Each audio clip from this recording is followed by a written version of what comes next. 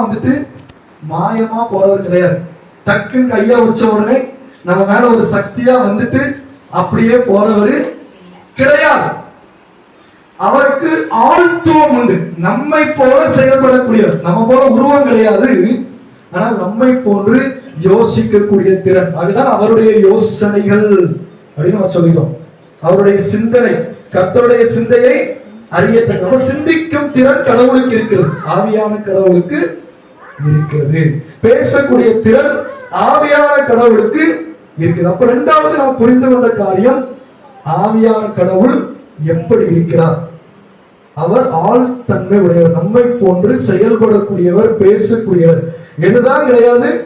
உருவம் தான் கிடையாது. அடுத்து இந்த பெந்தெகோஸ்தே திருநாள் நம்ம திருமறை அடிப்படையில புரிந்து கொள்ளக்கூடிய காரியம் என்னவென்றால், இந்த காலகட்டத்துல நம்ம இந்த தேவனை எப்படி புரிந்து கொள்கின்றோம்? ஆங்கிலத்துல திருவசனம் சொன்னாங்க நம்ம பிள்ளைங்க, பெரும்பாலான ஆங்கிலத்துல சொல்ல தலைப்பை விட்டுட்டாங்க. தலைப்பு நீங்க சொன்னீங்க அப்படிதானே? என்ன படிச்சுக்கிட்டு இருக்கீங்க? என்ன படிச்சுக்கிட்டு இருக்கீங்க?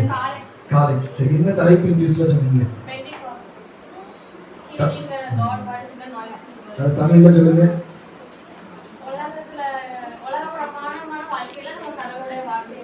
ஆனா நீங்க சொன்ன தமிழ் தலைப்பு அது கிடையாது, ஆட்கொள்ளும் ஆவியானவர் தான் இருந்தது. இந்த ஆங்கில தலைப்பு, அதோட தமிழ் விளக்கம் என்னன்னா, இரைச்சல் மிகுந்த உலகில் கடவுளுடைய குரலை கேட்பது. Hearing God's voice in the midst of noise. இரைச்சல் மிகுந்த உலகில் ஆண்டவருடைய வார்த்தையை கேட்பது. ஆனா இன்னைக்கு எப்படி மாறிட்டுனா, மியூசிக் சவுண்ட் அதிகமா வச்சா ஆவியானவர் வேகமா வந்துருவார். இரைச்சல் மிகுந்த உலகில நம்ம ஆராதனைகள் போய்கொண்டு இருக்கு. இரைச்சல் மிகுந்த உலகில போய்கொண்டு இருக்கு. என்னோடு படித்த ஒரு சகோதரர் ஒரு ஆராதனை நடத்துவதற்கு சென்றிருந்தார். அந்த ஆராதனையில இசைக்கருவி வாசிப்பதற்கு சென்றிருந்தார். அந்த ஆராதனை நடத்த ஒரு மிகப்பெரிய ஊழியர் வந்திருந்தார். வல்லமையோடு செயல்பட ஊழியர் என்று சொல்லி நாம் நம்பக்கூடிய ஒரு ஊழியர் ஆராதனை நடத்திக்கிட்டு இருந்தாங்க. ஆராதனை வேலை போய் கொண்டிருக்க, எல்லாரும் எழும்பி நின்று ஆராதனை நடைபெற்று கொண்டிருக்கிறது. அந்த ஆராதனை போச்சுட்டு அந்த மியூசிக் வாசிக்கக்கூடிய என்னுடைய நண்பர் என்ன செய்யறாருன்னா, டக்கு மியூசிக்கை நிப்பாட்டிட்டாரு. நிப்பாட்டினோட என்ன ஆயிட்டு, வர்ஷிப் நடத்திக்கிட்டு இருந்தவரு என்னாச்சு, டெம்போல காணோம் அப்படின்னு கொடுத்தா அங்க அடுத்த வரைக்கும் அதுக்கு மேல வர்ஷிப் ஓடல. இன்னைக்கு அப்படிதான் நம்முடைய நிலைமைகள் போயிடுது. இரைச்சலின் மத்தியில இரைச்சலாகவே நம்ம ஆண்டவரை ஆராதித்து பழகிவிட்டோம். ஆனால் இன்றைய திருவசனம் நமக்கு மிக தெளிவான ஒரு காரியத்தை கற்றுத்தருகிறது. தென்னிந்திய திருச்சபை சிஎஸ்ஐ இன்றைக்கு நம்ம கொடுத்திருக்கக்கூடிய தலைப்பு தான், ஆரவார உலகில் இறைவனுடைய குரலை எப்படி நம்மால் கேட்க முடியும்? ஆரவாரம் மிகுந்த ஒரு உலகு, அதுல எப்படி நம்ம ஆண்டவருடைய வார்த்தை, அதாவது ஆண்டவருடைய சத்தத்தை நம்ம எப்படி கேட்க முடியும்? ஆவியான கடவுள் பேசக்கூடியவர். அந்த பேசக்கூடிய ஆண்டவரிடத்திலிருந்து அவருடைய சத்தத்தை நம்மால் எப்படி கேட்க முடியும்? அந்த சத்தம் எப்படிப்பட்டது என்பதுதான் மிக சுருக்கமாக 3 தலைப்புகளின் கீழாக நாம் தியானிக்க இருக்கின்றோம். முதலாவது, நாம் அப்போஸ்தலர் 2ஆம் அதிகாரத்தை திருப்பி வைத்துக் கொள்வோம். அதுதான் இந்த நாளுக்குரிய ஒரு மைய அதிகாரம்.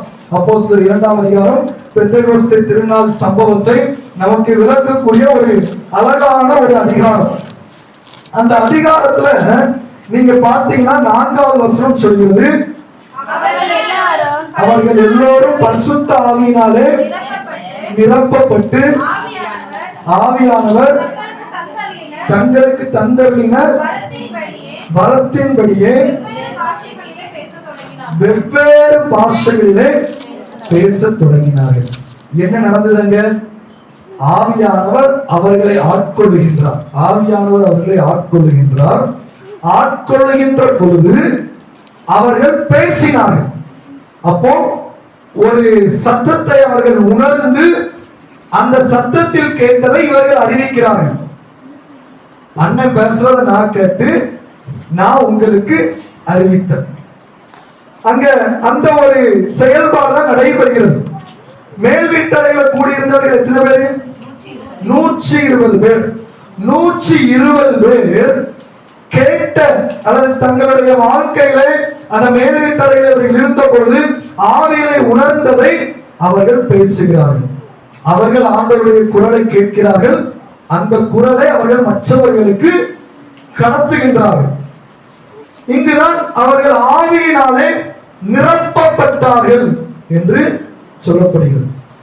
இதை நம்ம தெளிவா புரிந்து கொள்ளக்கூடிய காரியம் நிரப்புதல் அல்லது ஆவியின் அபிஷேகத்தை பெறுதல் என்றால் என்னன்னா, ஒரு டப்பால தண்ணியை வச்சுக்கிட்டு ஊத்துறது கிடையாது. ஒரு பலூன்ல காத்து அடிக்கிறது கிடையாது. ஒரு டப்பால தண்ணியை ஊத்துறது கிடையாது. பலூன்ல காத்து அடிக்கிறது கிடையாது. நம்ம நம்ம பிள்ளைகளோட ஃப்ரெண்ட்ஷிப்பை பத்தி சொல்லுவோம். இவன் அவன் கூட சேர்ந்ததுல இருந்து அவனை மாதிரியே மாறிட்டான், அவனை மாதிரியே பேசுறான், அவனை மாதிரியே வார்த்தைகள் வருது, அவனை மாதிரியே செயல்பட ஆரம்பிக்க, அவனை மாதிரியே எதிர்த்து கேள்வி கேட்கான் அப்படின்னு சொல்லுவோம். தன்மை மாறுபடுது.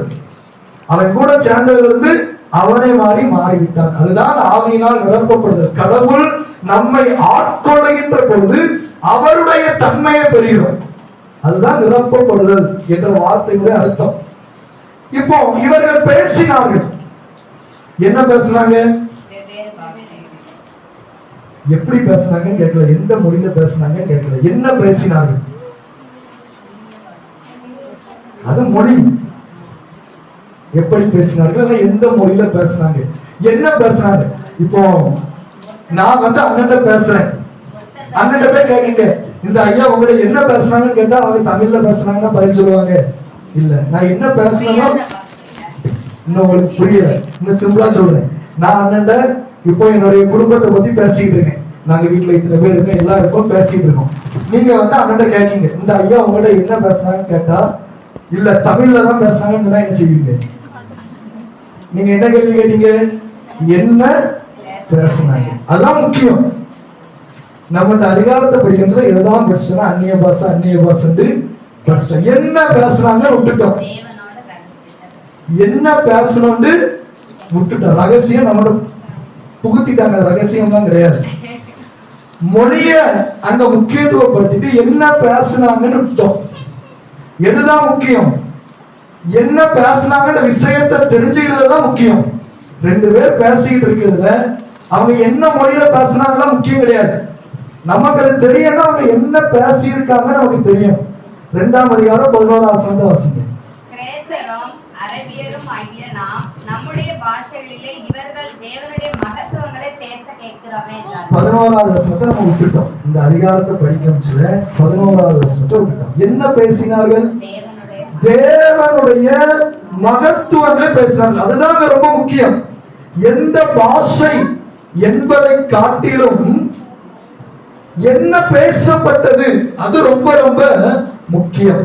அப்ப முதலாவது, இரைச்சல் மிகுந்த உலகில் இறைவனுடைய குரலை நாம் கேட்க வேண்டும். அந்த இறைவனுடைய குரல் எப்படிப்பட்டது என்றால் தெளிவுபடுத்தக்கூடியது. ஆண்டவருடைய குரல் எப்படிப்பட்டது? தெளிவுபடுத்தக்கூடியது. இங்கு பற்பல பாஷையிலே இவர்கள் பேசின இறைச்சல் தான் நம்முடைய சிந்தையில இருந்துட்டே இருக்கு. அந்நிய பாஷையில பேசினாங்க. ஆவியானவர் வந்தால் அந்நிய பாஷையில பேசணும். அந்த சிந்தை தான் இருக்கிறதா. அங்க ஆண்டவர் எதை தெளிவுபடுத்துகிறார்? தேவனுடைய மகத்துவத்தை பேச வேண்டும். அப்ப ஆவியானவர் நம்மோடு இடைப்படுகின்றார் என்றால் நம்ம எந்த மொழியில பேசுறோம் முக்கியம் கிடையாது. ஆண்டவருடைய மகத்துவத்தை பேசுறோமா அதுதான் முக்கியம். இப்ப எனக்கு ஆவியானவர் இருக்காருன்னா நான் என் கூட ஸ்கூல்ல படிக்கும் போது அது இப்ப வேலை பார்க்கக்கூடிய ஸ்தலத்திலையும் ஒரு 100 லாங்குவேஜ்ல அவன்கிட்ட பேசுற ஸ்கில் முக்கியம் கிடையாது. அவனுக்கு தெரிஞ்ச தமிழ்ல நான் தேவனுடைய மகத்துவத்தை நான் பேசுகிறேன்னா அதான் முக்கியம். இப்ப நீங்க சபையார இங்க வந்திருக்கீங்கன்னா ஆவியானவர் என்னோடு இடைப்பட்டு இருக்கிறார் என்றால் உங்களுக்கு புரியாத பேசிட்டு போனா பயம் கிடையாது. உங்களுக்கு தெளிவை உண்டாக்கக்கூடிய அளவிற்கு, உங்களுக்கு புரிந்து கொள்ளக்கூடிய அளவிற்கு பேச வேண்டும். அப்போ ஆண்டவர் நம்மோடு இடைபடுகிறார் என்றால், ஆண்டவருடைய குரல் நாம் கேட்கிறோம் என்றால் அங்கு தெளிவு இருக்க வேண்டும். ஆண்டவருடைய குரல் இருக்கும் இடத்தில் தெளிவு இருக்கும்.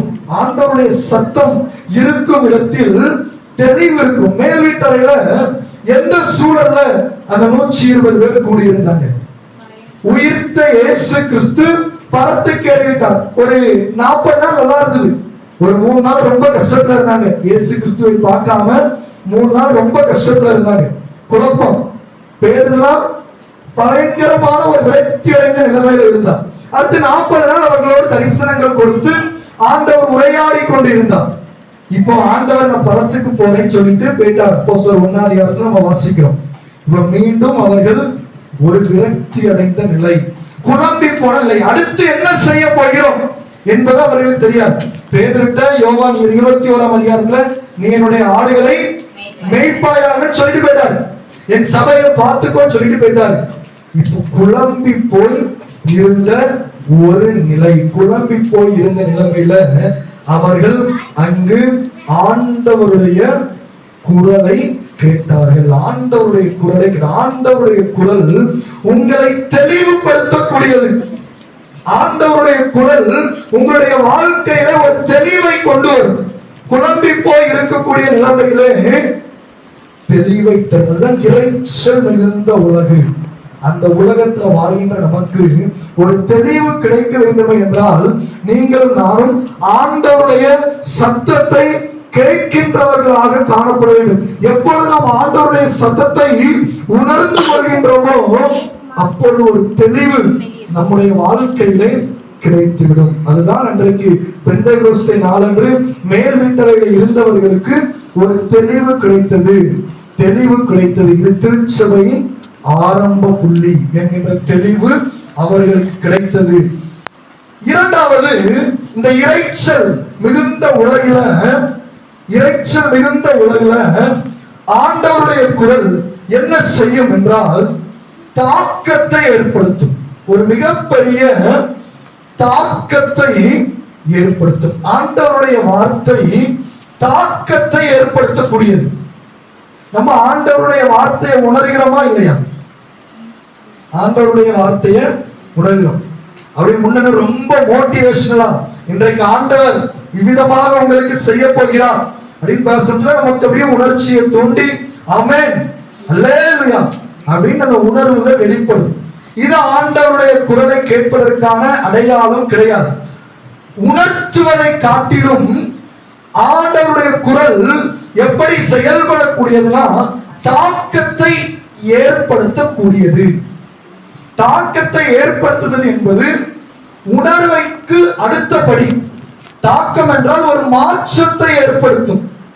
ஒரு மாற்றத்தை ஏற்படுத்தும். ஒரு மாற்றத்தை அந்த இடத்துல அது ஏற்படுத்தும் என்பதை நாம் அறிந்து கொள்ள முடியும். கிறிஸ்துவுக்கு அன்பானவர்களே, பெந்தெகோஸ்தே நாளன்று அந்த தாக்கம் தான் அங்கு ஏற்படுத்தப்பட்டது. அந்த தாக்கம் தான் அங்கு ஏற்படுத்தப்பட்டது. எங்க இருந்து வந்தவர்கள்? அங்க நிறைய பேர் இருந்தாங்க. கிட்டத்தட்ட ஒரு 15 நாடுகளுடைய பெயர் அங்கு போடப்பட்டிருக்கு. இந்த 15 நாட்டுல இருந்து வந்தவங்க யாரு? 15 நாட்டுல இருந்து வந்தவங்க யாரு?